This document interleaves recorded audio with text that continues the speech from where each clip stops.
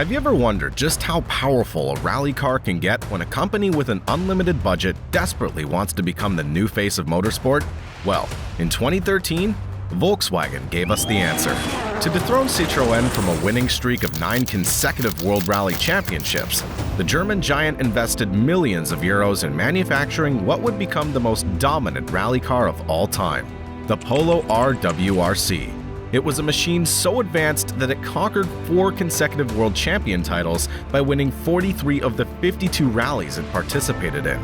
That's a mind-boggling 82.7% win rate, the best ever in rally history. Yet, even more surprising than the sound of the RWRC's engine and all the records it broke during its reign, is the story and personalities behind the dream team that made this historic feat possible. In May 2011, 200 journalists gathered in Sardinia for a press conference before the 8th edition of the Rally d'Italia. It was a special event, as Ulrich Hackenberg, a member of Volkswagen's management board, was there to make a very important statement regarding the company's future in motorsport. Volkswagen's 23-year hiatus from the World Rally Championship was finally over, and the German giant was going to compete for the title starting in 2013 with their newly announced Polo RWRC. As the crowd applauded in excitement, Luca De Meo, the head of marketing at the time, added that this was not just a separate racing endeavor from Dakar, where Volkswagen had achieved plenty of success, but a reflection of the brand's desire to become one of the faces of motorsport. But despite Volkswagen's overwhelming confidence, it was not going to be an easy feat. At the time, the Citroën team had won 9 consecutive titles with the DS3 WRC and had Sebastian Loeb, the world's #1 rally driver, at the wheel. To compete against such a formidable rival, they would have to invest millions of euros in building a dream team of top-tier engineers, drivers, and mechanics who could turn the first RWRC prototype into an even more powerful car, both in manufacturing and on the stages. In November 2011, Volkswagen signed Sébastien Ogier, a 27-year-old French driver who had been with Citroën for the previous 4 years. It was the perfect signing, as the former teammates had clashed numerous times due to their fiercely competitive and uncompromising personalities, each desperately wanting to be the star of the show and not in the other's shadow. A few months later, in January 2012, they also signed Jari-Matti Latvala, a seasoned Finnish driver who had been poached from Ford, the team considered to be the second best in rally at the time. Latvala and Ogier's roles were simple but crucial. For the next 18 months, they would collaborate closely with the engineers as test drivers and refine every detail of the RWRC to ensure that it could beat the French giant on the stages. With both of these elite drivers on board, Volkswagen now had a dream team that could challenge Citroën, at least on paper. Now, it was up to the engineers to determine if the machine they were building could live up to the expectations set by the fantastic work of the marketing team. But there were still some flaws to fix. In March 2012, during a test drive on public roads between stages, Latvala collided with a passenger car. It was a head-on collision, as both vehicles were traveling in opposite directions and met on a blind corner. Fortunately, nobody was seriously injured in the crash, but the damage to the car delayed testing for a few months and raised questions about whether Volkswagen was ready to compete for the World Rally Championship. Finally, 20 months after its initial announcement, the final Polo RWRC model was formally launched in December 2012 during a special event in Monaco. As the curtains fell on the unveiling, it was clear that Volkswagen wasn't just returning to motorsport, they were coming back to rewrite history. With a 1.6-liter turbocharged engine delivering 315 horsepower and a chassis made of the finest performance racing materials, the final build of the Polo RWRC was ready to take the World Rally Championship by storm. In January 2013, the long-awaited debut of the Volkswagen RWRC took place in the opening round in Monte Carlo. Just like in the previous 9 years, the Citroën team, led by Sebastian Loeb, entered the competition as the season favorite. Volkswagen, on the other hand, had both Latvala and Ogier competing, each with a brand new Polo RWRC. But despite being a brand new team, the years of experience that these drivers had, together with the millions of euros that the German car company had invested into the project, also made them very strong contenders for the title. As Citroën opened the first race of the season, its DS3 WRCs tore through the icy and treacherous roads of Monte Carlo, demonstrating that the French giant was still standing strong and fighting for the championship title for the 10th consecutive season. By the end of the first stage, Loeb had recorded a jaw-dropping time of 2 minutes and 23.6 seconds, one of his best starts in recent years. Now, with Sébastien Ogier at the wheel, the Polo RWRC was the next challenger to hit the stage.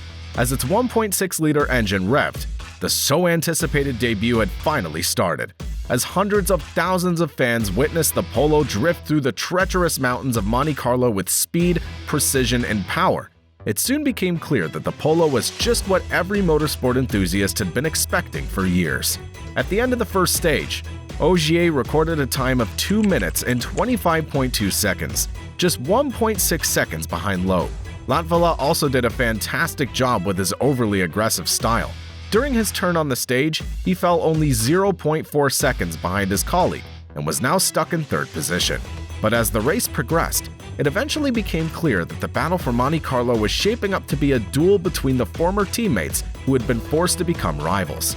Despite maintaining a very solid performance throughout the course of the rally, Latvala crashed out yet again on the final day due to the challenging icy conditions of the Col de Turini, the hardest section by far in Monte Carlo. On the other hand, Ogier, who had maintained second place throughout the whole race, drifted through the icy hairpins of the Col de Turini at speeds that surpassed 120 kilometers per hour, showcasing another display of his exceptional grip and handling. But even with such a spectacular end to its debut, Ogier and the RWRC are no match for the DS3 and Sébastien Loeb. In the end, the 38-year-old Frenchman claimed victory by a margin of 99 seconds.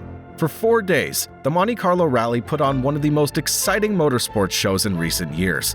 On the podium, Sébastien Loeb ended in first place, Ogier in second, and Donny Sordo, Citroën's second driver, occupied what was meant to be Latvala's third place. It seemed like history was repeating itself, and motorsport enthusiasts around the world were already bored to see the same team win almost every rally over and over. But despite what people thought of at the time, for Volkswagen, finishing second in their debut rally was no small feat. Quite the contrary, it showed that the German giant had the potential to beat the 9-time world champion later in the year. With 12 rallies to go until the end of the championship, it was clear that the Polo RWRC was just getting started, and Ogier was confident that he had what it takes to beat his former colleague in the overall standings at the end of the season. Only 3 weeks after the Monte Carlo rally, Volkswagen's chance for redemption arrived at the Swedish rally in Hagfors. Similar to Monte Carlo, these stages were notorious for their cold, treacherous conditions and razor-thin margins for error. As the engines revved to signal the start of this race, Loeb started off strong, carving through the snowy stages with his now characteristic finesse. But Ogier, determined to beat his former team, found himself particularly inspired that day and delivered a mind-boggling performance like no other. This time, he displayed a level of control and precision far superior to that of Loeb. By the end of the opening stages, Ogier had established a comfortable lead against his former colleague, stunning fans and skeptics alike with a very comfortable 41-second lead after 11 of the rally's 21 stages. Latvala, having recovered well from his previous incident, delivered yet another solid performance, finishing the second day of the rally in fourth place, just behind Mads Osterg and Loeb. But despite his undeniable skill and control, it was clear who would be Volkswagen's protagonist in this story. When the final stage concluded, Ogier claimed victory in Sweden with a 29-second lead over Citroën. As the crowd celebrated in disbelief, this win marked a historic day for Volkswagen and the RWRC. Sébastien Ogier had done it. He had finally beaten his rival, and the spotlight was finally his to enjoy. For motorsport enthusiasts, this seemed like the rivalry of the decade, something so competitive and filled with ego that it seemed to mirror Ford and Ferrari at Le Mans a few decades back. But to the surprise of many, what was about to happen was something closer to Schumacher's era with Ferrari in Formula One during the 2000s. For the rest of the 2013 season, the Polo RWRC continued to show the same level of greatness it displayed in the Swedish rally. Out of the 11 remaining rallies, Ogier claimed 7 more victories in a very similar fashion. While Latvala wasn't receiving the same level of hype and attention from motorsport enthusiasts, he secured critical points, adding 1 more win in the Acropolis Rally. As the season came to an end, Volkswagen won 9 out of the 13 rallies and lifted the trophy in what was one of the most intense and historic World Rally Championships since the competition began in 1973. And talking about the hottest racing team of 2013, this was not only a historic season for the drivers, but Volkswagen also managed to claim the manufacturer's World Rally for the masterpiece that they had created. There was no denying it. Volkswagen's multi-million euro gamble on the Dream Team had paid off. Now, heading into the 2014 season, they were no longer the challenger, but the team to beat and the new gold standard of rally racing. But beyond its success on the stages, Volkswagen was also winning commercially. Due to its historic 2013 title, the Polo line experienced a surge in popularity, selling over 700,000 cars before the start of the 2014 season, a 75% increase from the time before entering the WRC. And this was not going to stop. Volkswagen, with Ogier as the protagonist yet again, continued its reign with an unbroken streak of wins during the first 7 rallies. Compared to the previous season, the time differences between the first and second places in these races were staggering. Ogier's victories came with margins of over 30 seconds in Monte Carlo, 45 seconds in Sweden, 90 in Mexico, 72 in Portugal, 86 in Argentina, 93 in Italy, and 67 in Poland. On average, during the first half of the World Rally Championship, Ogier finished over 107 seconds ahead of Citroën. This caused a lot of frustration back at the headquarters of the French racing company. Even though they were still standing strong in second place, the management and its fans in France couldn't believe that a car that appeared out of nowhere had taken away their spotlight with their former driver stealing the show. The tipping point came in Argentina, where Volkswagen, with Latvala in the center of the podium this time, achieved its 9th consecutive win, breaking Citroën's previous record of 8 consecutive rally wins set in 2011. Not only had the German giant taken their place in the spotlight, but they had also outclassed them in almost every record that they had previously broken. By the end of the season, Volkswagen had won 10 of the 13 rallies, claiming both the drivers' and manufacturers' titles for the second year in a row. And just when everyone thought that the Polo RWRC could not get any better, great news arrived at the Volkswagen Racing headquarters. In 2015, the RWRC received significant updates. The car was equipped with a new gearbox, a revised hydraulic system, a larger rear wing for increased downforce, and a weight reduction of approximately 25 kilograms. Meanwhile, Citroën, desperate to reclaim its former glory, updated the DS3 WRC. To try to close the gap, it introduced a new suspension system, an upgraded engine, and aero enhancements. But it was no use. Volkswagen also won 11 of the 13 rallies in the 2015 season. Ogier alone claimed 8 victories, while Latvala won 3 rallies and had 4 second-place finishes. But as the team celebrated its 3rd consecutive title, it faced a major setback. Jost Capito, the mastermind behind Volkswagen's rally program, announced his departure to join McLaren's Formula One team.